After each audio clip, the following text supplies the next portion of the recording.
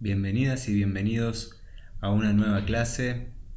Hoy vamos a continuar viendo algunas de las dificultades específicas del aprendizaje. En este caso va a ser la discalculia y vamos a profundizar un poco en todo lo que tiene que ver con este trastorno y cómo afecta todo lo que tiene que ver con la noción de cantidad, ¿no? Todo lo que tiene que ver con los cálculos, las matemáticas, la numeración. Y vamos a empezar viendo qué es la discalculia. Se le denomina discalculia a la dificultad para relacionar los símbolos numéricos con las cantidades reales de objetivos, es decir, se caracteriza por la dificultad para manejar números, operaciones matemáticas o aritméticas y conceptos matemáticos. Generalmente lo que se percibe mucho en este tipo de dificultad es que no se puede relacionar el número con la cantidad, ¿no? Con el monto. Digamos, no se sabe si es mucho o poco tal número. Lo mismo pasa con todo lo que tenga que ver con porcentajes, con nociones de cantidad. En la discalculia se observan dificultades relacionadas con el procesamiento del pensamiento operatorio, la clasificación, correspondencia, reversibilidad, ordenamiento, seriación e inclusión, todas ellas habilidades necesarias para el área de matemática y el razonamiento lógico. Vemos que tiene que ver con todo este concepto en el que el niño no va a poder o se le dificulta mucho reconocer las cantidades, las numeraciones, las proporciones, ¿no? Todo relacionado a la noción de cantidad, a los números específicamente, a cuál va después del anterior. Son todas abordajes sobre lo que tiene que ver con los números o con las matemáticas que se hacen realmente complicados porque no se puede clasificarlos, la forma de ordenarlos no es la correcta, la forma de que tengan una progresión tampoco es la correcta porque no existe o es difícil llegar a esa noción de, de cantidad, ¿no? Y vemos que también puede deberse a un trastorno en el desarrollo, principalmente en el aspecto del lenguaje, lenguaje verbal y oral, compresión de grafismos, ¿no? Hay como una desconexión entre la forma, todo lo que tiene que ver con el grafema, y cómo uno lo puede llegar a interpretar, ¿no? En qué concepto lo puede meter, digamos. Todo lo que tiene que ver con la numeración es específico, ¿no? Los números son específicos y las cantidades se relacionan específicamente con los números y su seriación. Todas estas situaciones, bueno, son dificultades que tienen que ver con este trastorno y vamos a seguir viendo cómo afecta, ¿no? También puede ser adquirida debido a alguna lesión en el cerebro que provoca una afasia, una imposibilidad de leer o escribir los números, o un daño en la ubicación espacial, por lo que sustituye o invierte los números, no retiene datos y confunde los signos. Pasa mucho entre la verbalidad y la escritura. Lo que podemos ver muchas veces en el aula es que los niños confunden los números que suenan parecidos, ¿no? El 8 con el 18, el 3 con el 23, ¿no? Si uno da un número que no es un número del 1 al 10, por poner un ejemplo el 24, generalmente como termina siempre lo asocian a una cifra equivocada, pero lo relacionan por cómo suena, ¿no? el 24 con el 34, con el 4, ¿no? Puede poner cualquiera de las opciones muchas veces, pero es que está catalogándolo como lo interpreta, como lo escucha. Pero bueno, no está asociado al concepto de cuánta proporción tiene eso que escucha. El aprendizaje del cálculo, ya sea oral, procedimental o instrumental, es considerado como una habilidad matemática básica, por todos los aportes que éste hace al cumplimiento de los objetivos de la enseñanza de la asignatura matemática en el campo del poder y saber matemático, desarrollo intelectual y a la educación ideológica de los escolares. Pensemos que cuando nosotros somos chicos, todo lo que tiene que ver con las matemáticas, el concepto de números y demás, nos ayudan a forjar una estructura para que el día de mañana, cuando somos adultos, podamos interpretar el espacio de una forma, la cantidad de una forma, los números de una forma, digamos.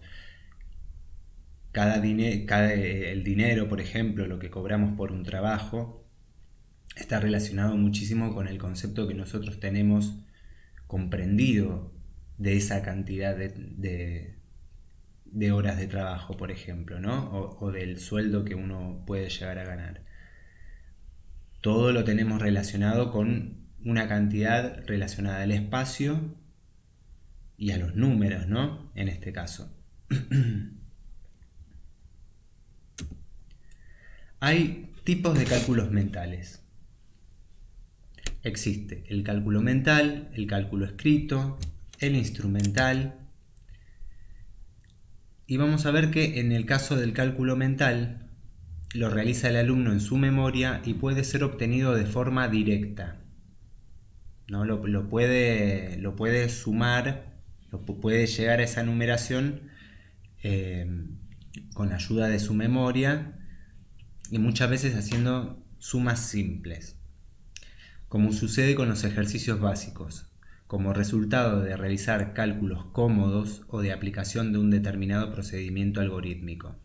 Generalmente el cálculo mental, si bien se da en todas las personas, vemos como hay algún tipo de deficiencia o desfasaje con respecto al desarrollo de la persona o del niño, porque vemos que quizás no estando en la etapa específica del colegio en el que se van complejizando las matemáticas, podemos ver que las cosas las reducen a problemas simples, ¿no? Tratan de quizás contar con las manos, sumar con las dos manos. Por poner un ejemplo, podemos evidenciar en el aula situaciones de este aspecto. De allí deriva el cálculo oral, ¿no? Que es el resultado de expresar con palabras los cálculos mentales realizados. El otro tipo de cálculos es el escrito, que se realiza al escribir los resultados de los cálculos que resultan de aplicar determinados procedimientos y reglas de cifras básicas de los números, donde se consideran las propiedades del sistema de posición decimal, ¿no? Esto se da en los cálculos que están transcriptos, digamos. El profesor, la profesora coloca una fórmula en el pizarrón, ¿no? Y el niño la puede resolver de forma simple con operaciones muy básicas, sumar, restar y hasta ahí muchas veces, y puede llegar al resultado de forma escrita, comprendiendo visualmente también cómo sumarlo, ¿no? Mismo lo puede llegar a hacer también con las manos. Y el cálculo instrumental, que se realiza con el apoyo de instrumentos diseñados para realizar cálculos, tales como el ábaco, la regla de cálculo, la calculadora y la computadora, ¿no? También muchas veces en este tipo de cálculo lo que vemos son los gráficos, ¿no? Un círculo, por ejemplo, y un cuarto del círculo ven como también el gráfico en sí nos refleja una noción de proporción. En la actualidad, varias ciencias participan en la búsqueda de soluciones para este trastorno específico del aprendizaje. Principalmente la pedagogía, la psicología, la neurología y la sociología. Las que deben encontrar desde la investigación científica nuevos métodos y procedimientos para su tratamiento. El tratamiento escolares con discalculia, por lo general, se realiza por parte de los logopedas y psicopedagogos existentes en las escuelas, lo que fundamentalmente trabajan aspectos psicológicos relacionados con la atención, con la memoria y la concentración, por lo que la atención pedagógica y didáctica de cómo resolver las insuficiencias para aprender la matemática no es suficientemente atendida, ¿no? Vemos que de alguna forma van a haber varias ciencias que van a estar depositando su vista en este tipo de trastornos o situaciones, ya que se relaciona con el proceso específico del aprendizaje, del entendimiento, ¿no? Desde otro aspecto podemos ver todo lo que tiene que ver con la neurología, ¿no? Con la psicología se puede relacionar con que el alumno al no poder llegar a los resultados, al no comprender quizás todo esto que tiene que ver con las proporciones, se frustra y empiezan a existir un montón de dificultades básicas del aprendizaje. Se empiezan a dar barreras que le impiden al niño acceder al contenido o realizarlo de manera correcta, ya sea porque no lo puede ordenar de manera correcta, así como puede ser también relacionado con su memoria, con su atención, con la intensidad en la concentración o si puede mantenerla.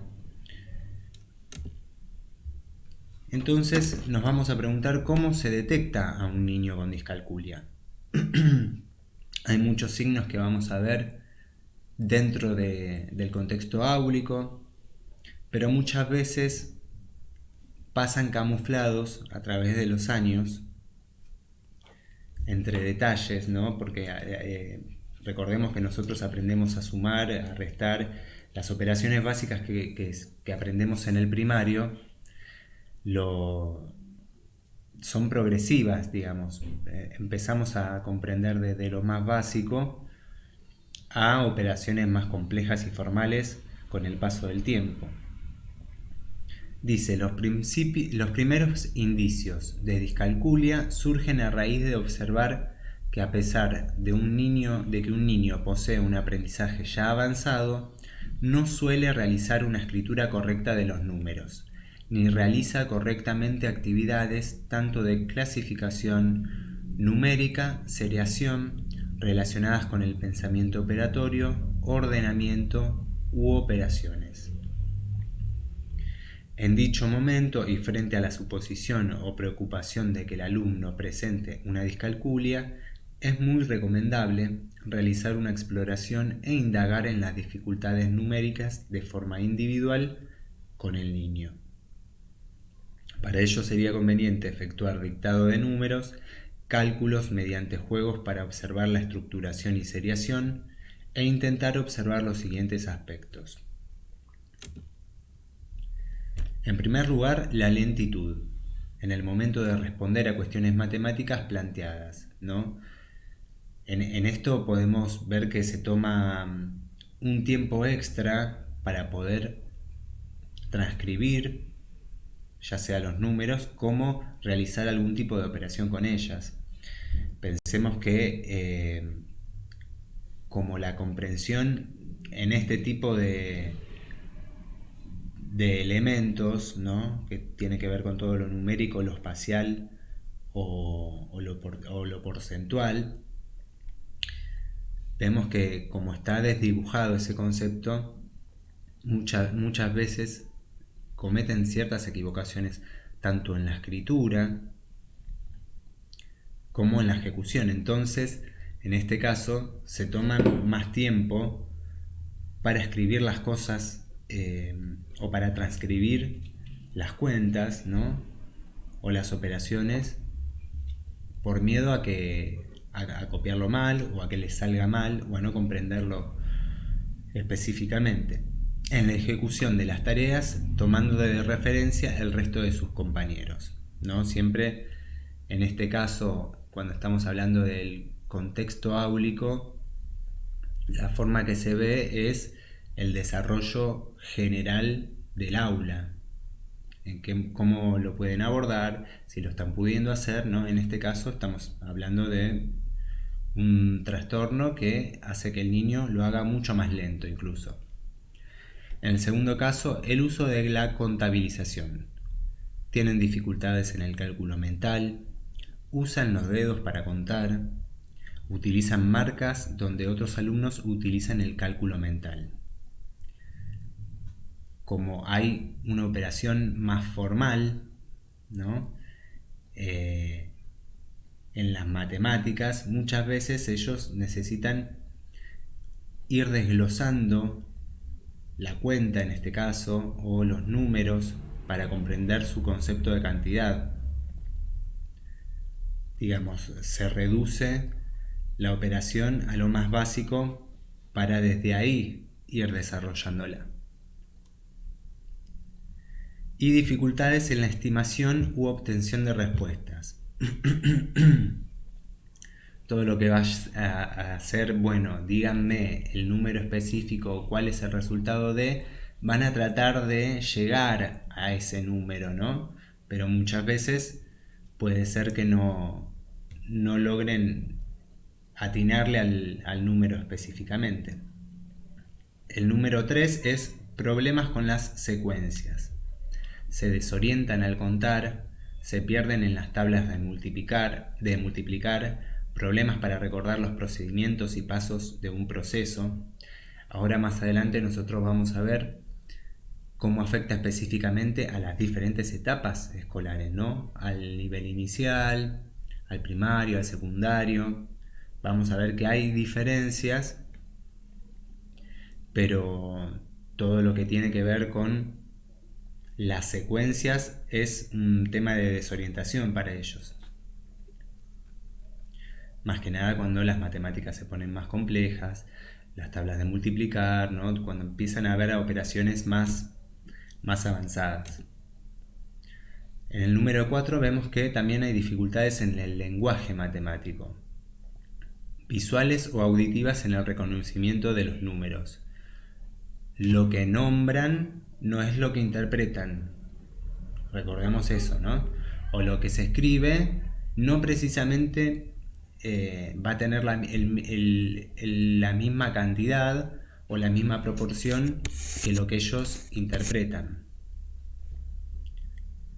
A pesar de no comprender los conceptos ni contenidos, no realizan preguntas. Les resulta complicado hablar sobre procesos matemáticos. En el caso de que no comprenden y no realizan preguntas es por miedo a equivocarse, ¿no? Más que nada por miedo o porque como saben que no les sale y les es dificultoso el proceso mental, prefieren evitar las preguntas. Si se equivocan, bueno, prefieren directamente equivocarse en el papel en vez de preguntar y decir no entendí o que les expliquen de otra forma cuál es la operación. Dificultades a la hora de relacionar y generalizar el aprendizaje. Y problemas en la interpretación de enunciados matemáticos. No solo que está este problema con la cantidad, sino también cuando me preguntan algo específico, puede ser que no lo comprenda de la forma correcta, ¿no? Vemos que afecta los números y las proporciones y las cantidades de forma bastante intensa. En el punto 5 vemos el uso de la imitación y el aprendizaje de memoria en lugar de comprender. Como llega a ser tan dificultoso el proceso de elaboración de los resultados o las nociones de cantidad, bueno, tratan de memorizar en muchos casos o de comparar y tratan de muchas veces hacer las cosas de memoria. Por ejemplo, en el caso de las tablas muchas veces se aprenden de memoria e incluso por su fonética, por cómo suenan, las pueden llegar a recordar, ¿no? Mucho más fácilmente. Pero en este caso va a haber dificultades en las nociones de cantidad. Se va a poder aprender muchas cosas de memoria, pero sin comprenderlas, sin saber cómo es por debajo ese proceso que lo elabora, ¿no? Dificultades en el recuerdo de símbolos y hechos matemáticos, dificultades en recordar aprendizajes anteriores, dificultades en recordar los enunciados de los problemas, dificultad para comprender y recordar conceptos, fórmulas, secuencias matemáticas, entre otros. Dificultades también en la organización espacial, ¿no? La confusión, reversión y transposición de números, por ejemplo, la escritura en espejo, donde colocan números como el 45 y lo ponen 54, invierten las cifras, ¿no? Confundir signos en las operaciones aritméticas básicas, puede ser un punto por un por. Muchas veces ese tipo de registros les son difíciles reconocer visualmente. Colocar números en posiciones incorrectas al realizar operaciones. Problemas para ubicar los números en el lugar donde les corresponde dentro de las operaciones aritméticas y no diferencias operaciones como 9 menos 3 y 3 menos 9, o bien en divisiones como 15 dividido 3 o 3 dividido 15, ¿no? Invierten las cifras pensando que el resultado va a ser el mismo cuando, bueno, la estructura de la función no lo permite porque no está creado para eso, ¿no? Copiar sin prestar atención y de forma poco precisa, dificultad en decir la hora en un reloj analógico. O sea que visualmente en un reloj les cuesta reconocer en dónde están las agujas porque el concepto de cantidad se distorsiona, ¿no? Y las dificultades con conceptos abstractos del tiempo y dirección. Y acá podemos empezar a ver cómo afecta o cómo se ve en esta etapa del nivel inicial.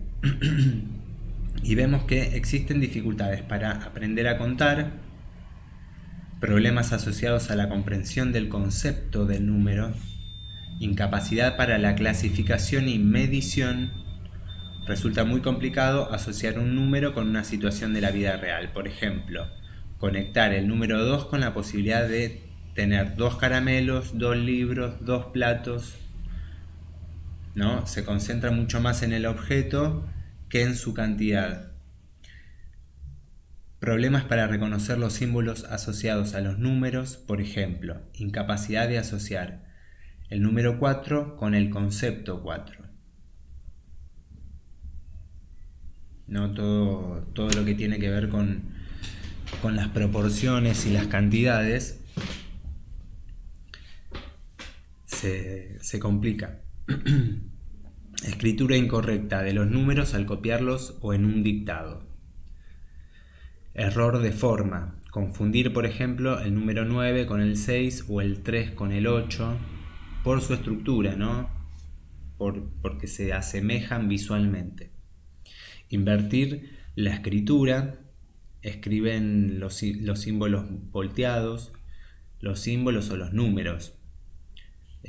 Muchas veces no se entiende qué número quiso poner el niño o es fácilmente confundible lo que él escribe con varios números.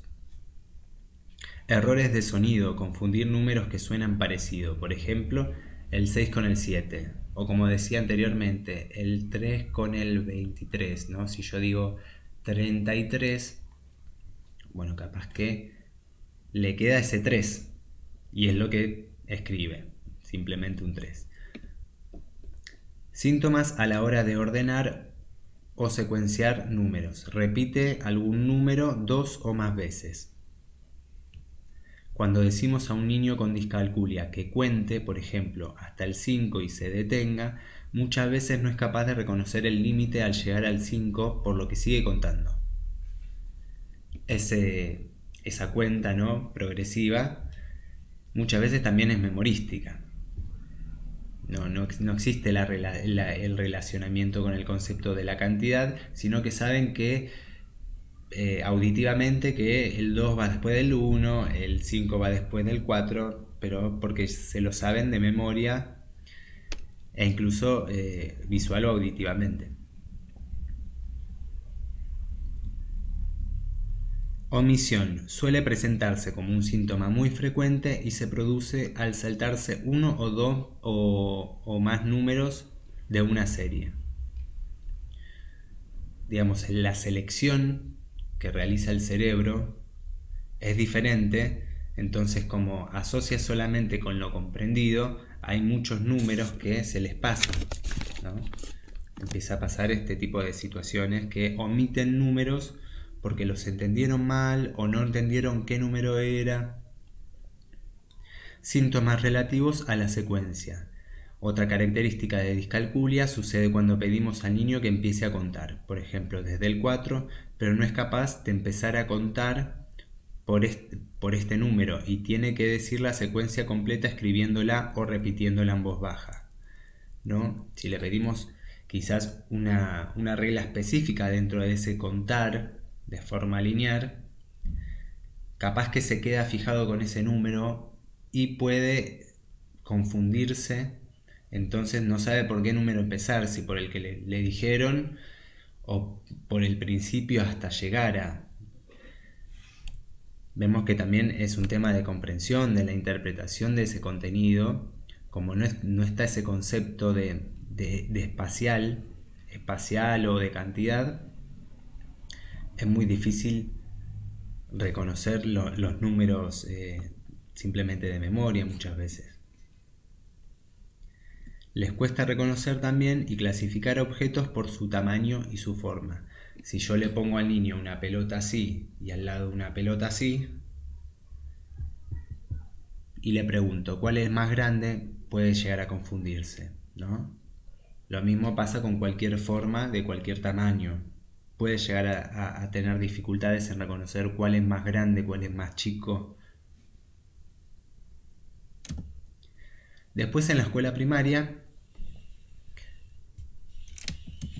vemos que los problemas para reconocer los símbolos aritméticos son que confunden, por ejemplo, el signo más con el menos y no puede utilizar estos u otros signos correctamente. Muchas veces esto pasa más que nada ya al finalizar el ciclo de la primaria, ¿no? Pero puede darse que confundan mucho los signos y no sepan para qué sirven. Si realmente tengo que sacar en el restar o poner, ¿no? Imposibilidad de aprender o recordar estructuras matemáticas muy básicas. Por ejemplo, 1 más 2, 3. Imagínense que si esta fórmula 1 más 2, 3 yo me la sé solamente de memoria sin tener el concepto de cantidad o de proporción, puede ser que me pidan hacer la misma cuenta con los números invertidos y yo no lo pueda reconocer si sea 2 más 1, 3, ¿no?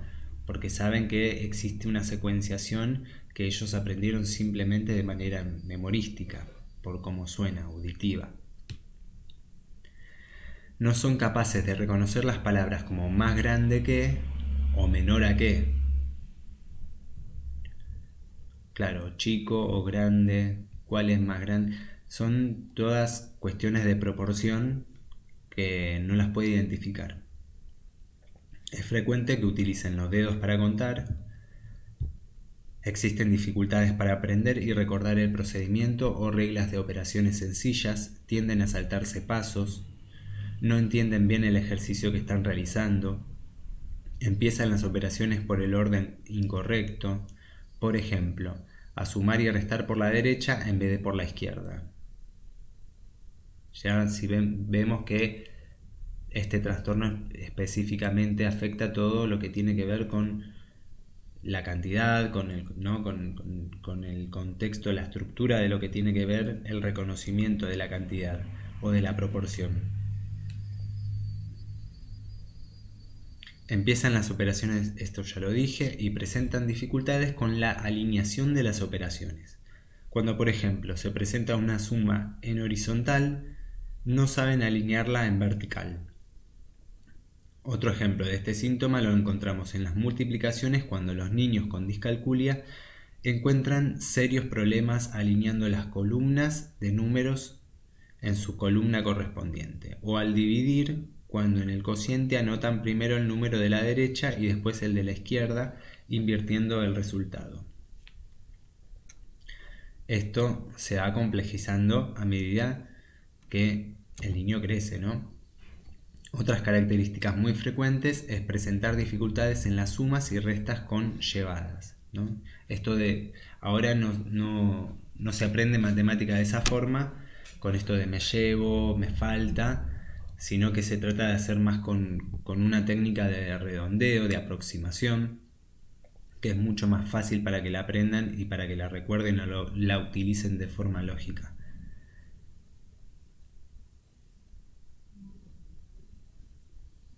Bueno, esto se produce porque los alumnos con discalculia no reconocen correctamente la serie numérica ni tienen clara la idea de decimales. Entonces empiezan a tener problemas con esto de las sumas. En realidad, cómo se va complejizando la matemática.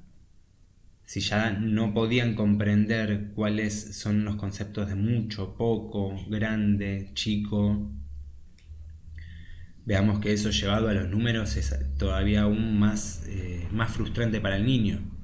Problemas de razonamiento. Un error bastante frecuente es que el resultado de una resta sea mayor que los números que la conforman. O sea, terminó haciéndolo mal o quizás aplicando otra operación contraria a la que quería realizar.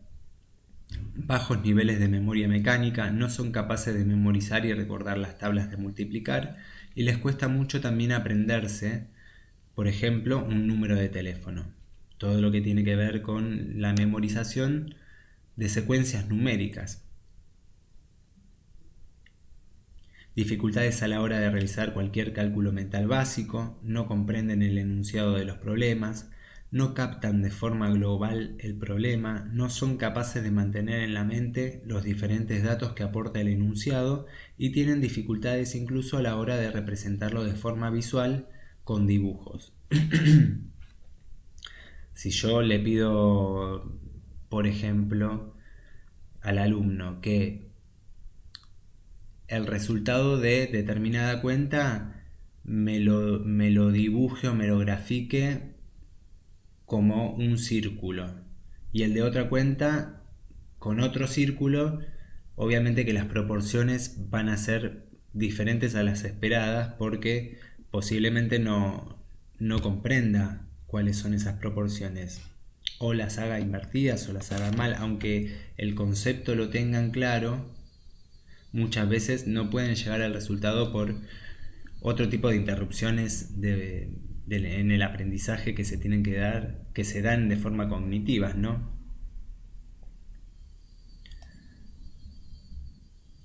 Síntomas relativos al proceso de razonamiento en los problemas matemáticos. La representación mental deficiente le impide relacionar conceptos y no sabe diferenciar los datos relevantes con los secundarios. Tiene serias dificultades para resolver problemas que necesitan más de un paso para encontrar el resultado. Y también suelen presentar síntomas más generales como problemas para reconocer y decir la hora, y suelen perderse frecuentemente porque su sentido de la orientación tiende a ser deficiente. Ya en la escuela secundaria vemos que se va poniendo más complicado el abordaje, ¿no? de esta racionalización de la cantidad y de la proporción. Les cuesta aplicar temas matemáticos a su día a día, estimar cuánto se van a gastar en total, devolver el cambio, planificar su presupuesto. No son todas un montón de situaciones cotidianas que se dan en el contexto del colegio, siempre en el mundo escolar. Ya sea cuando van al kiosco a comprar, cuando salen con sus compañeros, ¿no? Incluso para programar reuniones con sus amigos o sus compañeros también, porque el concepto del tiempo y de la cantidad del tiempo está desdibujado. Problemas a la hora de medir variables, por ejemplo, calcular a qué cantidad se corresponde con 500 gramos de arroz o 250 milímetros de leche, un tercio de kilo de harina, ¿no? Ahí vemos específicamente el tema de las proporciones. Cuánto es poco, cuánto es mucho, cuánto es la mitad de. Son todas cosas que las podemos tener desde una operación formal o desde un mundo simbólico en la cabeza, pero a la hora de llevarlo a la ejecución no se tiene ese concepto de esto es un cuarto que equivalen a 250 gramos. No existe ese concepto porque las operaciones más básicas, incluso anteriores, muchas veces han sido una barrera. Mala orientación, les cuesta mucho seguir indicaciones y suelen perderse. Estamos ya hablando también acá del espacio, ¿no? De quizás que salen del colegio y no saben para qué lado o cuántas cuadras. Todo este tema de el desplazamiento numérico. Porque nosotros lo más cotidiano que tenemos es que medimos las distancias en cuadras muchas veces. Inseguridad a la hora de resolver problemas matemáticos sencillos y poca creatividad con los números. No entienden las diferentes fórmulas o caminos para resolver un mismo problema. Dificultad a la hora de comprender gráficas, representaciones numéricas e incluso mapas.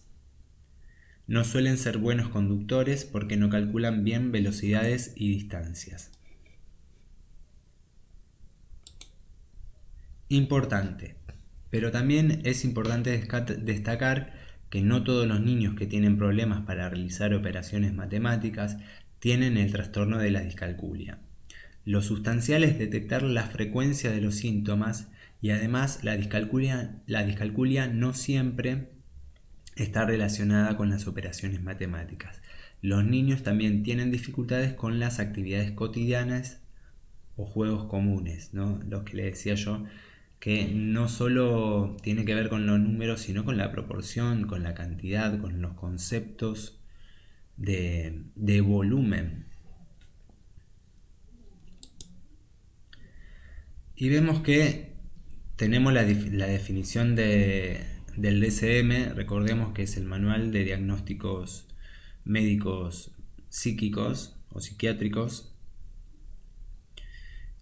Esto que vemos al principio, 315.1, es el código del trastorno, como se puede encontrar más fácilmente dentro del manual, ¿no? Con dificultad matemática. Tienen problemas con el sentido de los números, la memorización de operaciones aritméticas, el cálculo correcto y fluido, el razonamiento matemático correcto. Nota: la discalculia es un término alternativo utilizado para referirse a un patrón de dificultades que se caracteriza por problemas de procesamiento de la información numérica, aprendizaje de operaciones aritméticas y cálculo correcto y fluido. Y vemos que hay unos tipos de discalculia. Ahí está. La primera es la verbal, son 6. La primera es la verbal, que tiene que ver con la designación verbal de los términos matemáticos. Cómo comprende el niño lo que se dice de los números. Apragnósica, que es la manipulación de los objetos de un modo matemático. Si yo le pido que ponga de mayor a menor determinados objetos, es posible que no lo pueda llegar a hacer, ¿no? Lexical, que tiene que ver con la lectura de símbolos matemáticos. El gráfico, que tiene que ver con la escritura de símbolos también matemáticos.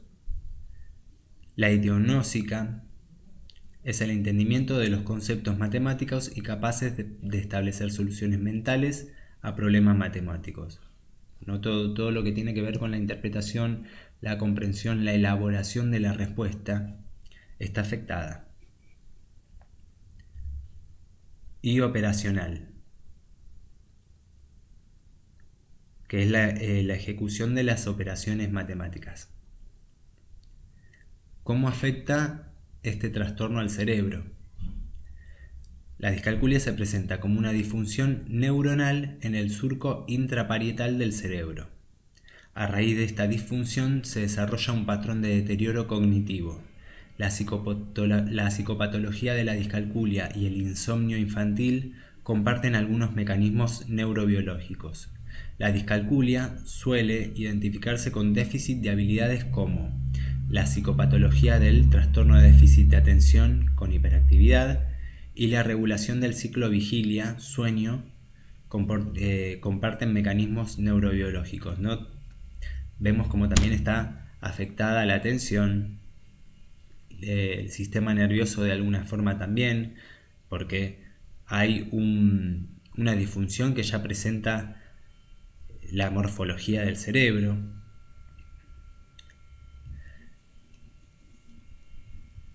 Entonces va a afectar a la atención, haciendo que la concentración no se pueda llegar a sostener o dar, habilidad relacionada con el patrón de deterioro cognitivo implicado en la dislexia. El déficit estructural en esta red de conexiones neuronales está relacionado también con la inhibición. Afecta negativamente a la agilidad con la que el niño se desenvuelve en las tareas matemáticas. También vemos que está la atención dividida. Esta habilidad es importante ya que permite atender a dos estímulos al mismo tiempo. Los niños con discalculia presentan problemas para responder ágilmente a un determinado estímulo porque no son capaces de focalizar, se despistan con estímulos irrelevantes y se cansan fácilmente. También va a estar afectada la memoria de trabajo. Esta habilidad cognitiva se refiere al almacenamiento temporal y a la capacidad de manipular información para realizar tareas complejas. Las dificultades atienden a problemas para seguir instrucciones, olvidan instrucciones y tareas, presentan bajos niveles de motivación, recuerdos incompletos, alto nivel de distracción, no recuerda los números y aritmética mental retardada, entre otros. También afecta la memoria a corto plazo, la capacidad de poder retener en el cerebro una pequeña cantidad de información durante un periodo breve de tiempo. Este déficit cerebral explica la incapacidad para realizar tareas aritméticas, las dificultades que encuentran a la hora de ejecutar un cálculo o problemas matemáticos. Esta habilidad cognitiva está relacionada también con la incapacidad para recordar números o tablas de multiplicar. Habilidad de denominación. La habilidad de denominación, ahí está. Implica la capacidad de recuperar una palabra o número de nuestro léxico y posteriormente expresarla.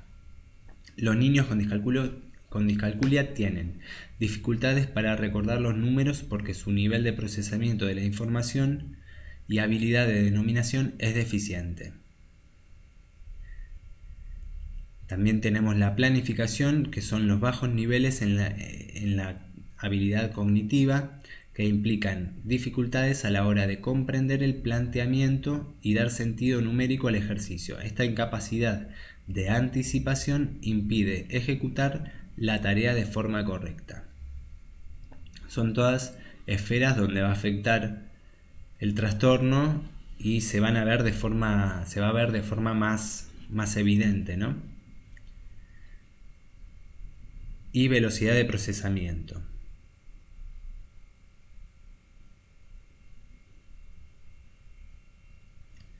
Se corresponde con el tiempo que tarda nuestro cerebro en recibir una información, un número, una operación matemática, un problema, entenderla y responder a ellas. Los niños sin dificultades de aprendizaje realizan este proceso de forma rápida y automática. En cambio, los niños con discalculia necesitan más tiempo y esfuerzo para procesar la información y los estímulos.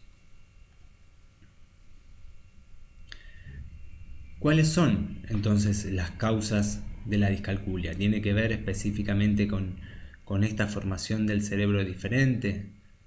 ¿O pueden haber también factores externos que la desencadenen? Bueno, ven, dice, ¿dónde residen las causas de la discalculia? Existen numerosas investigaciones realizadas mediante técnicas de neuroimagen. Este tipo de técnicas permite visualizar en vivo la actividad cerebral y del sistema nervioso central. Gracias a estas representaciones se puede observar que el déficit en las conexiones neuronales asociadas a la discalculia se encuentra específicamente en el módulo cerebral, encargado del procesamiento numérico, que está localizado en el lóbulo parietal del cerebro. Ven cómo cada función ejecutiva, operacional que tiene el cerebro está relacionada con un área específica, ¿no? Y cómo cuando denotamos un trastorno, algún tipo de discapacidad, hay un área específica que va a estar afectada.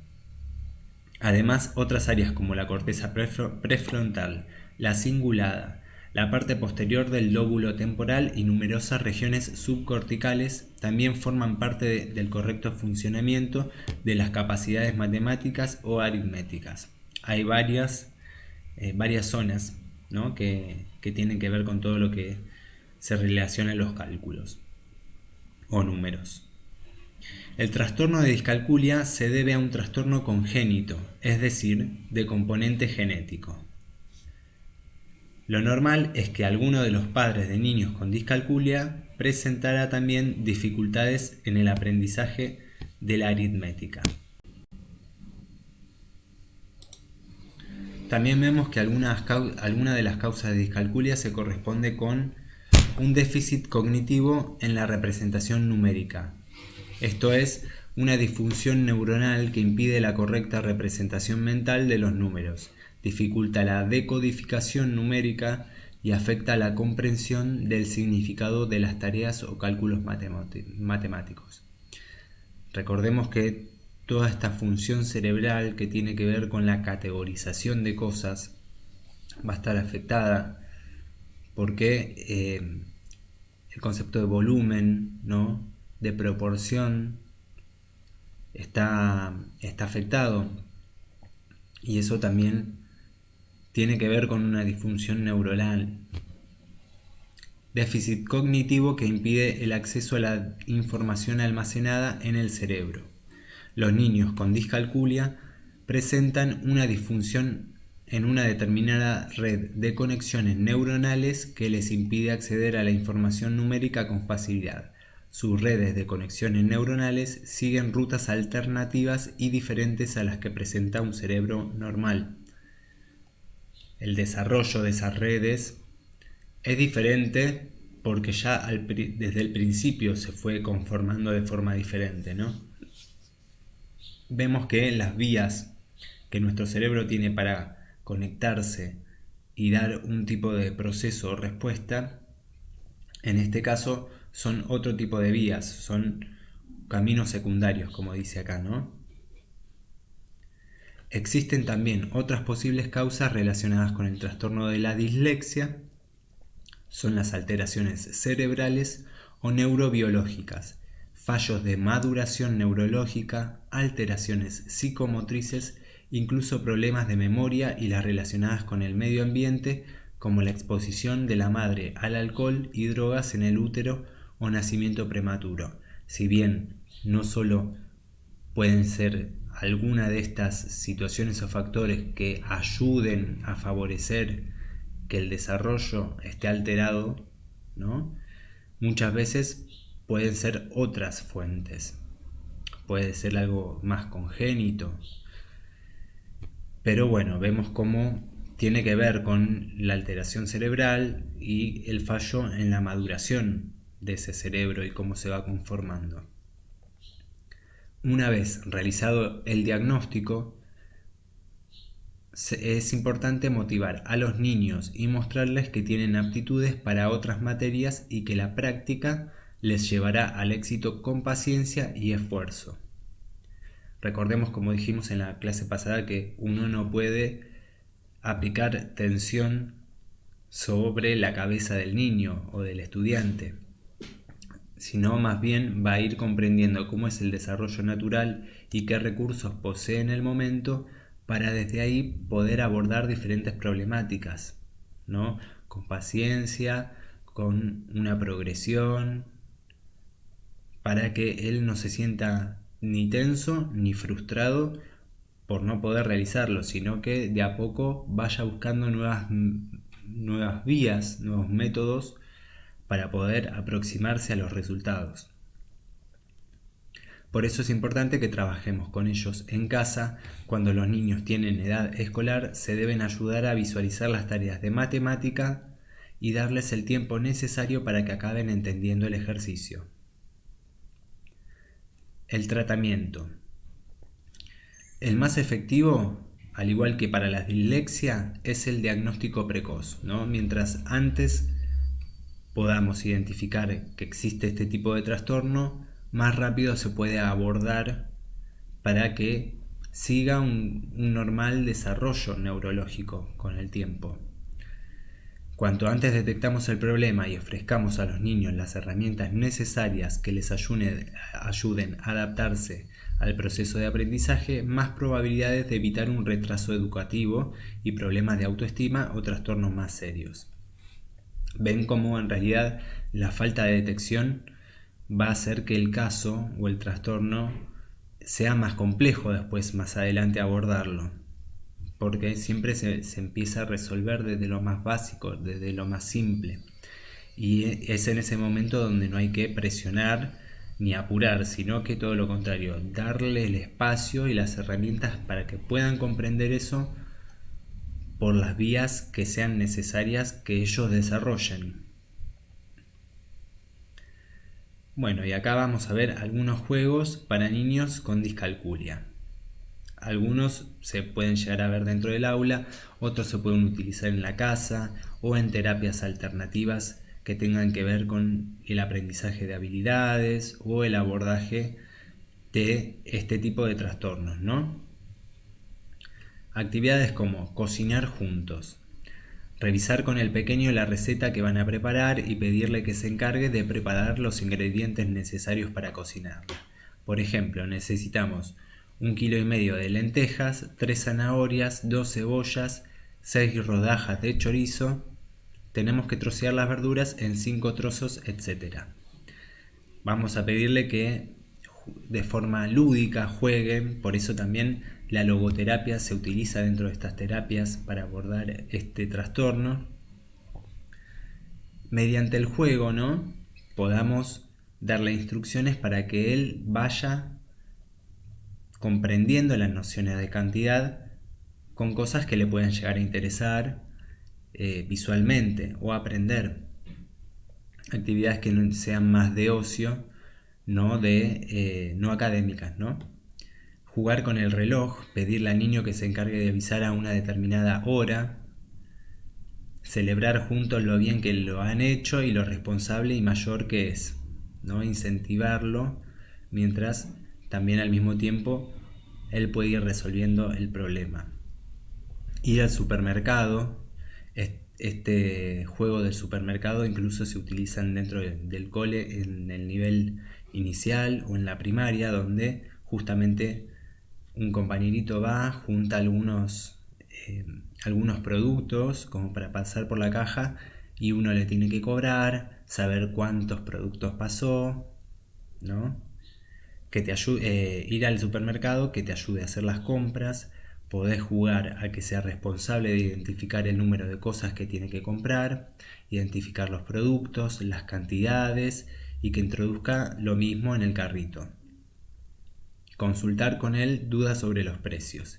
Si queremos ahorrar, ¿qué yogures deberíamos agarrar? ¿Los que cuestan $1 o los otros que cuestan $1 30? Celebra con él la compra tan excelente que realizaron juntos y que te haya ayudado. No siempre se refuerza cuando algo sale bien con palabras positivas, con aliento, ¿no? Que de alguna forma ayuda a que tengan más ganas de realizar estos procesos de forma simple y natural, entonces los van a practicar más. Jugar a adivinar montones. Se hacen montoncitos de piedras, legumbres o monedas y tenés que jugar a acertar en qué monto hay más o menos. Todo esto para trabajar el concepto de cantidad, ¿no? También podés tratar de adivinar cuántas piedras hay en un montón. Las cuentan juntos y quien diga el número más aproximado gana. Son diferentes juegos que pueden utilizar para ir trabajando estos conceptos de a poquito, ¿no? Jugar a contar por ejemplo todos los coches rojos que vean, contar a las personas que encuentren con zapatillas blancas, contar las escaleras o peldaños, encontrar números mientras pasean. Pueden jugar con el pequeño a encontrar números, proponerle que encuentre por ejemplo el número 7 y lo buscas entre los números de las calles, en la matrícula de los coches. Jugar a recordar los teléfonos, por ejemplo que tenga que llamar a algún familiar, a la abuela, que le pida que se acuerde de las 3 primeras cifras y el resto que uno lo puede llegar a marcar en el teléfono. Que te ayuda a repartir cantidades. Si en casa somos 4, ¿cómo podemos repartir un trozo de pastel en partes iguales? Jugar a poner la mesa, repartir los platos, cubiertos, vasos, servilletas y pan, que entienda que es importante que a cada uno le corresponde un set completo. No, acá vemos el abordaje que tiene sobre lo espacial, sobre el lugar en el que están, cómo pueden concentrarse en cada cosa determinada o en cada espacio. También jugar a las tiendas, imaginar que el niño es dependiente de una tienda, que elija entre todos los productos que tenga, ¿no? Y uno se hace pasar por el cliente y le termine comprando diferentes productos, que es una variación básicamente del de supermercado, ¿no? Y se pueden utilizar diferentes materiales. Por ejemplo, esta máquina de sumar que vemos acá se utiliza mucho en la escuela primaria para aprender o para jugar al supermercado y de paso aprenden a contar. Después también vemos el ábaco, que en décadas anteriores era muy útil, muy solicitado, y acá lo que tiene de particular, así como también en el anterior, a ver, ¿dónde estaba? Acá, que siempre hay un ejercicio visual con respecto a los colores y con respecto a la cantidad. Vean que todo lo que tiene que ver con los conceptos de cantidad están de alguna forma marcados por colores específicos para que uno también lo pueda identificar de forma visual, ¿no? Ven como el abaco también tiene una sectorización de colores específica donde él puede por el color aproximarse a la cantidad. Regleta Cucinaire, ¿no? Que es todo este ejercicio con las barritas de colores. Y bueno, esos son algunos de los elementos o herramientas que se utilizan en el colegio para ayudar en el abordaje de este trastorno. En el próximo video vamos a estar viendo el trastorno que sigue. Nos vemos, cuídense.